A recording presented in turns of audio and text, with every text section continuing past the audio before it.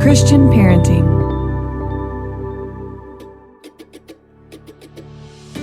Welcome to the Christian Parenting Podcast. I'm your host, Steph Thurling. I'm the Executive Director of Christian Parenting, a mom of 3, and I am so glad that you're here. This is a place where you can bring your real self, no matter what that looks like today, and be given the space, resources, and encouragement you need to set aside perfection and grow into the perfectly imperfect parent God made you to be.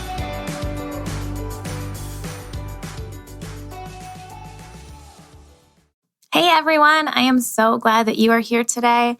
It is the 4th of July and it's a really big holiday for my family. We go to my parents' house every year since they live on a lake, and it's just a huge celebration of lake time, boating, family and friend time, good food, and of course, fireworks. It's truly one of my favorite holidays because it's all about celebrating without the added pressure that some of the other big holidays put on us, especially as parents. And today we are talking about celebrating with my friend Nicole Zasowski, who is the author of the book, What If It's Wonderful? An invitation to release your fears, choose joy, and find the courage to celebrate. Today, Nicole and I talk about the joy and celebration in parenting. But we're not talking about Pinterest perfect birthday parties or perfect grades.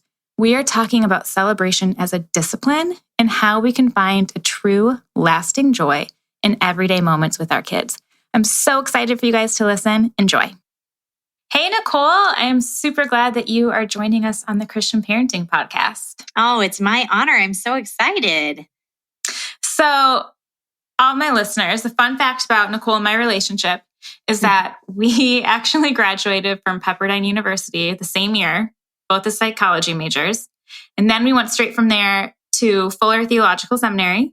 We were in different programs there, but we were in seminary at the same time. And then last year, we had our book release on the exact same day. So it's been kind of cool to see how God has brought us down like really different paths, but also really similar paths. And it's fun to be your cheerleader and read your books and follow along with you. So I'm glad I get to chat with you today. Same. This is such a fun conversation. And I love how God has allowed our stories to touch throughout the years. So before we get going on all of the things that we want to talk about, your book and celebrating and joy, can you tell us about your family? Can you tell us who your family is and just describe them in a word or a phrase? Yes.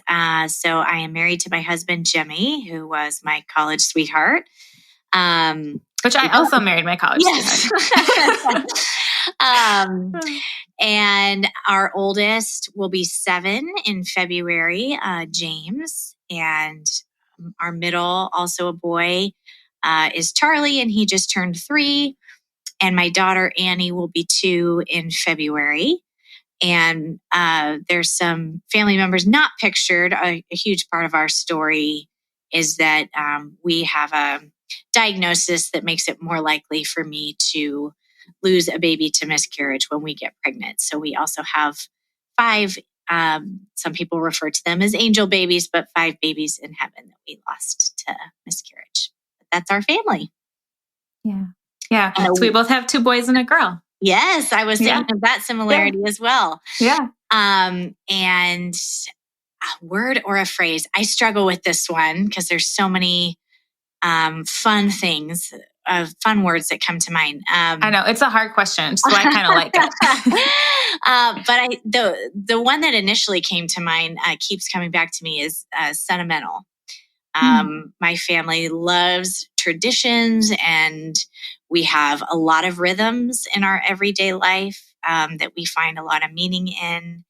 And even my kids have already, at their young ages, begun to count on those rhythms and traditions and finding meaning in it. So that's what I would say. I love that. Yeah. That's a good one. Okay. And then one more thing I'm asking is, what is one thing you want every parent to know? Well, you're catching me on an interesting day. I was finding comfort in the fact this morning that His grace is made perfect in my weakness. I find that there's nothing that holds up the mirror to my personal shortcomings than parenting. Amen. So I am choosing to see the hope in that I need Jesus all the time, but My parenting makes me super aware of that. And I would rather parent in that awareness than think that I'm nailing it all the time. Because, friend, this morning I was not nailing it. I was not nailing it last night. I had a whole thing last night. Okay, good. I'm not alone. No, you are not alone. Today was better. Good. But we'll see how the night goes. Yep. And God's mercies are new every morning and every sure moment. Are. They sure are. Every day. Mm-hmm. But no, you're in good company. I think everyone can relate to that. So thank you for sharing. So I want to talk, your book came out a year ago called What If It's Wonderful? And it was actually your second book, but it's all about joy and celebration, but not like superficial celebration. So seeing celebration and joy as a discipline. And I kind of want to talk about that in relation to parenting. But first, like how can celebration be a discipline? Can you explain that a little bit? Because most people don't think of it that way. No, it was new to me too. And actually one of the heartbeats behind the book is the fact that I realized I was viewing joy and celebration as always on the far side of a dream realized or a goal achieved or some sort of change in my circumstances. Like if this happens, then I'll get to celebrate. Or when I finally achieve this, then we can celebrate. And it was causing a ton of fear and a ton of uncomfortable vulnerability in my life because I was sort of at the mercy of celebrating in things I couldn't control. And when I looked at the research, both theologically, when I turned to scripture and when I looked at the psychological research, what I learned is that rather than a reaction to good news or a reward for an accomplishment, celebration is more of a practice that helps us cultivate joy in the life that we're already living. And that was not only a huge relief, but it was so empowering to realize, there are things that I can practice even as I wait for that breakthrough in my life, or even as I wait for that breakthrough for my kids and something I've been praying for them. My joy is something that I can practice, and we have much more influence over that than we tend to believe. Most of us think of it very circumstantially. And so I actually found it, at first I was super annoyed when I learned that it was a discipline. I was like, can't this just be easy? There's so much in life that requires discipline. And then I realized what a gift that was because it's so incredibly empowering. I feel like I told some people in my small group last year that I needed a more disciplined life. And they were kind of confused when I said that because they're like, but you do so much. Like you're a mom, you're a writer, like you're working. How do you need to be more disciplined? I think we just think of discipline as accomplishment. Yeah. We can celebrate ordinary things. Exactly. And I think especially as parents, my goodness, there's so many mundane moments, right? There's so many little things. Well, that's what parenting is made up of, a million different ordinary moments. But then all of those things shape who your family becomes. Like sometimes I look back at old photos of my kids. I don't know if you do that. Like late at night, I'll just sit there and scroll. Yep. And they're just doing the simple things like playing with sidewalk chalk or like dancing in the kitchen or trying a new food. And those are all really ordinary, everyday moments, kind of mundane, like nothing special about them. And I don't think I missed out on those moments, but I don't think I celebrated them. So how do we switch from just like noticing them to celebrating them? Yeah. I love this question because it speaks to how our brain tends to operate. Left on neutral, the brain leans negative. And there's this phenomenon in our brain called the hedonic treadmill, which basically means it rapidly adapts to joy. So, maybe you have this blissful moment as a parent and you actually notice it, but our brain's tendency is to have that metabolize that moment of joy quickly. And so it quickly fades into the background. Also, we have this awful habit of telling our joy, how it can be improved upon. So maybe you have this moment of joy and you actually notice it or maybe even celebrate it, but then your brain is tempted to start thinking about all the ways that would have made it better. And I think there's so many things in parenting that illuminate what our brain's tendency is. And so to your question of how do we actually celebrate those moments, savoring is actually my favorite practice. If we think about it in terms of discipline, savoring is one of those practices that help you experience joy in the life that you are already living. And it helps you actually celebrate the moments that your brain would be tempted to discard as unimportant. Not because they don't matter or are truly unimportant, but because your brain tends to hang on to things that are big and negative. And so all those, diaper changes and sweet smiles and sidewalk chalk moments are not moments that your brain naturally is going to think are important. And so the practice of savoring is one of my favorites, especially as a parent. And the way that you practice this is you simply take a snapshot. So, I love the sidewalk chalk example. And so, say you're watching your child draw pictures on the sidewalk, you just take a mental picture, like literally, almost like you had a camera, but this is with your mind. And you just ask your 5 traditional senses what they are going to remember about that moment. So, what do you see? What do you hear? What do you smell? What do you taste? And what do you feel? And that helps celebrate, but also preserve that moment in a way that your brain will actually hang on to it and find joy in it later. That's really good because it's so simple too. Yes. One of the things that was important to me when including practices, my book has 3 parts, and the last part is very practical in nature and outlines a lot of these practices. But one of the things that was important to me in terms of the practices I included was I wanted them to be simple. I wanted them to be accessible, because some people, when they see the word celebration or hear it, they think, oh, well, I'm not a party planner. I don't have the time or the money.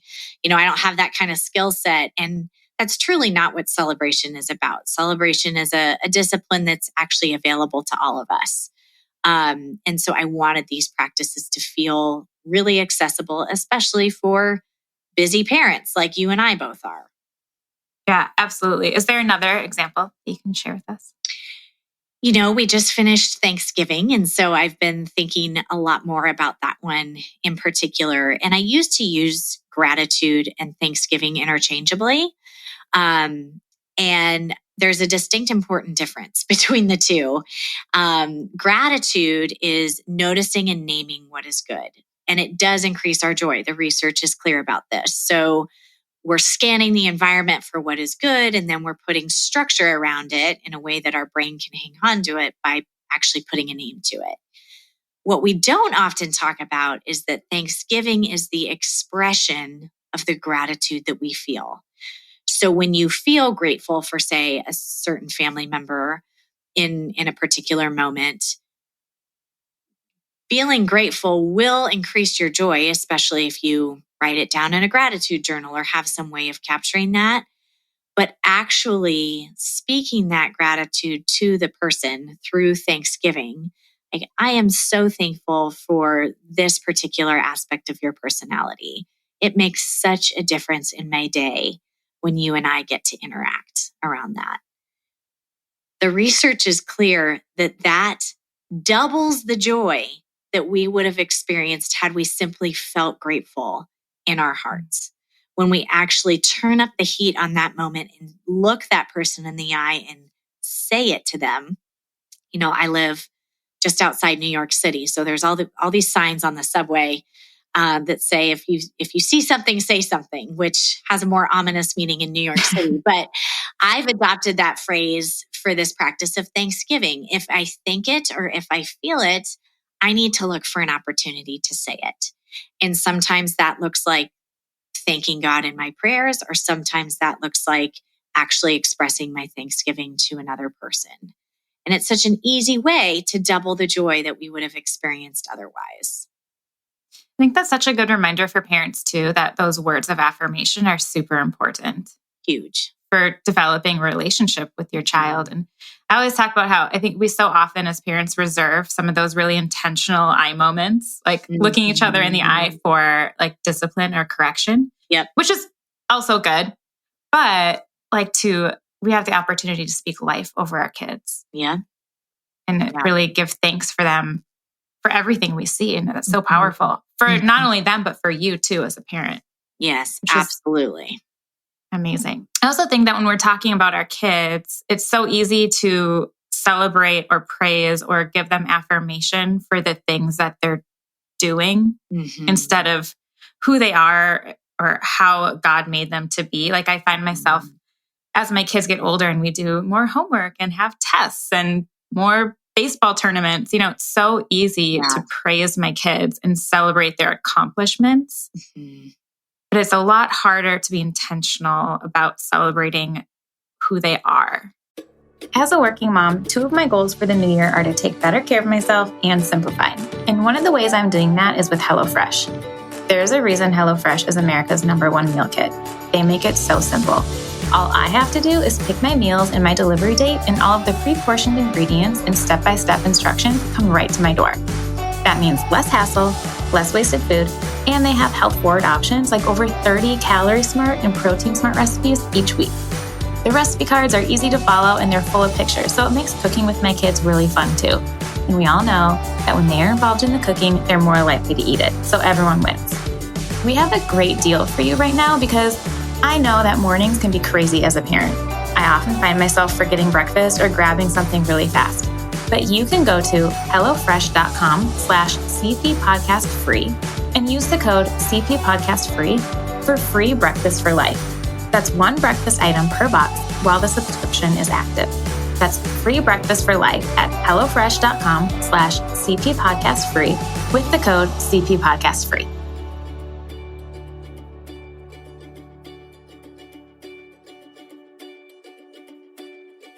Yes. So how can we do that as parents? Like, how can we make that a priority? This is something I've been thinking a ton about actually since the book came out because of the conversations I've had, particularly with parents who are recognizing that they grew up themselves with some wonky messages around celebration and some unhealthy messages there. And they want to do better for their own kids and aren't quite sure how. It's also been something I've been thinking about as a therapist because I see some teenagers in my practice, and I'm somewhat familiar with a lot of the families that these teenagers are being raised in. And while no family is perfect, these are great families. These are families who love their kids, who are communicating messages of value and safety in their homes. And many of them, follow Jesus and are trying to incorporate those values in their house as well. And yet, I have never seen so many kids sit down and say, I just feel like a walking resume. I feel like I'm only as good as my last performance, that the things that matter the most about me are the things that I achieve or don't achieve. And I feel like my whole identity is built based on what I do. And this has been so confusing to me for years, again, because I know these families. These are not the families that you would typically picture messages like that coming from. And then it started to occur to me, especially as I was spending so much time researching celebration, that just as important as whether or not we celebrate our kids is when we celebrate our kids, because of what you were talking about. I think left on neutral, and I catch myself doing this, even as somebody who's somewhat aware of this dynamic, left on neutral when you're tired, when you're busy, the most natural times to celebrate our kids come at the home run at the little league game, or the A on the spelling test, Those moments where we say, let's go for ice cream. That game was awesome. Or let's put this on the fridge. That test, look at this score. You did awesome. I think one place to start is by praising effort over outcome. And looking for opportunities. Yes, it might be around the test, or yes, it might be about the game, but looking for opportunities to praise your kids' hard work or the kind of teammate that they were, the way that they helped their sibling with their homework and help somebody else achieve. I think if you can see those as entry points where you might be tempted to praise the outcome, but look for ways to praise the effort, and then try and celebrate their personhood over performance. Words of affirmation, like we were talking about a minute ago, are a great way of doing that. Here's what I just love about you. Here's what you contribute to our family. Here are the ways I've seen you grow in the last year. Here are some gifts I see in you that I am so excited to watch unfold. Like those are just a few sort of conversation starters with yourself or with your child. But I really think looking for opportunities to not just celebrate our kids, because a lot of us are doing that, but when we celebrate. And I'm not suggesting you stop celebrating the Little League game or the A on the test. It's good to call our kids' gifts out and to help them get to know themselves and what they might be good at and called to. But I think we have to add this other kind of celebration that is not attached to any kind of good news or accomplishment. How has that played out in your home? Like, how has this changed your family and your parenting just over the past year? And I wish I could say I was perfect and all fixed up and fine in that area. Because like I said, I do catch myself celebrating around achievement. And again, not that I want to stop, but it has made me aware of how easy that is. And so I try and practice this without a quote unquote reason. So I try and take it out of a moment completely. We're driving in the car. Hey, James, I just love this about you. And I want you to know how thankful I am that you're in our family and how much joy I find in this particular personality trait or character trait that you've been given. I see it on his face, and I see what it does for our relationship. And he is not my most vulnerable kid.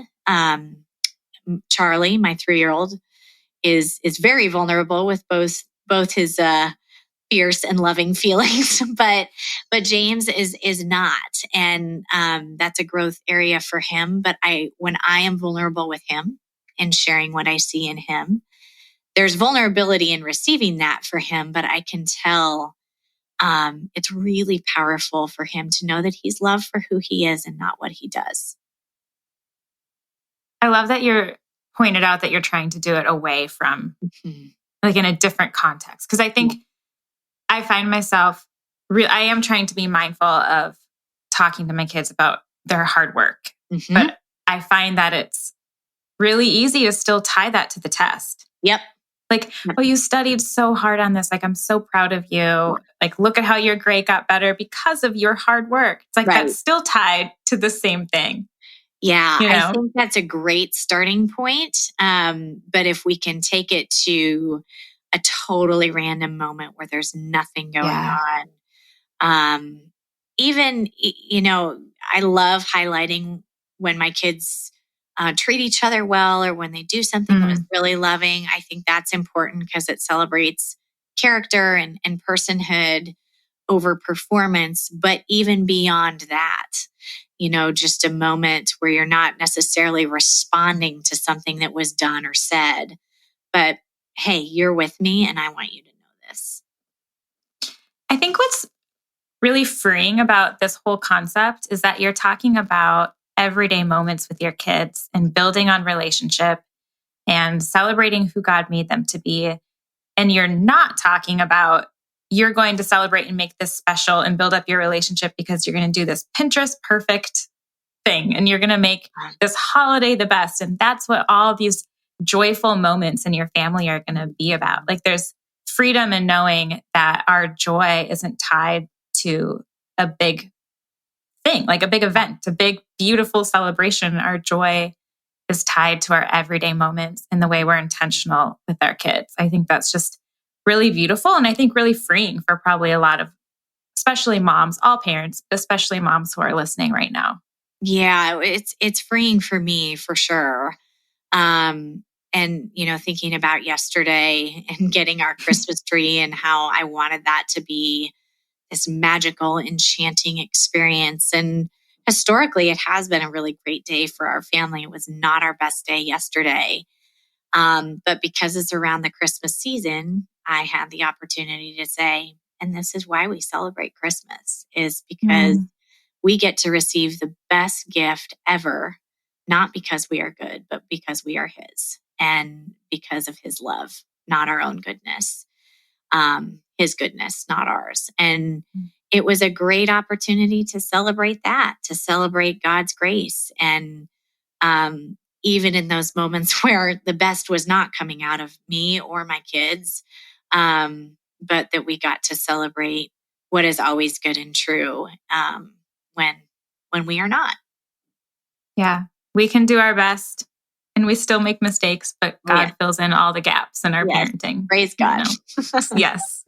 Yes. Well, I wish that we could keep talking and keep giving some of these awesome ideas for parents. Can you tell us before we go how people can connect with you to find out more, to read more? Sure. Well, I will say my book is not a parenting book per se, but anything in there certainly has application for our relationship with ourselves and our relationship with our kids.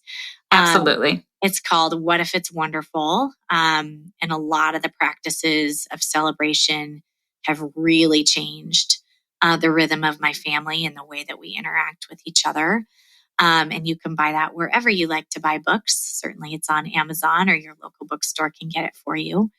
And then my website is just Nicole Zasowski, ZASOWSKI.com. And there's actually a ton of free resources, particularly as we head into a new year or at the start of a new year that might be really helpful to you just as you process these themes in your own life. And so feel free to download those. And I'm just at Nicole Zasowski on Instagram. That's the social media platform I hang out the most. Yeah. And we'll put all that in the show notes so that people can find you and link some of those resources. That would be helpful. Wonderful. Thank you so much. Yeah. Thank you so much for being on. I just adore talking to you and I hope that you come back soon. Same. I love that we were sitting next to each other in those psychology classes in college many years ago. And now here we are. So I know it's been a fun journey. It has. It has. Thank you. Yeah. Thank you. I hope that you love spending time with Nicole today. I really appreciate her encouragement and her practical ideas for really savoring the everyday moments with our kids. And let's do that today. And I'm feeling challenged to consider not just how I praise and celebrate my kids, but when I praise and celebrate them too. That is such a simple thing that can make a huge impact on our parenting. I'm going to include all the links to find Nicole in the show notes. If you aren't already connected with her, I really recommend that you do that. Thank you so much for listening to the Christian Parenting Podcast. May God bless you this week, and may you experience the full joy that comes from knowing and following our Savior, who is the same yesterday, today, and tomorrow. Thank you so much for listening to the Christian Parenting Podcast. If you haven't subscribed, you can do that now, and that way you won't miss an episode. You can connect with us on Instagram at ChristianParenting_org and see more resources at ChristianParenting.org. And if you're a mom raising daughters, we have the perfect course for you. Visit cpguides.org to learn more about our Helping Moms Raise Confident Daughters online courses. And lastly, if you have enjoyed this podcast or other Christian parenting resources, please consider donating to this ministry. Visit ChristianParenting.org and click the donate button. Christian Parenting is 100% donor funded, and none of this would be possible without your help. We are so grateful for you. You're amazing. God bless you.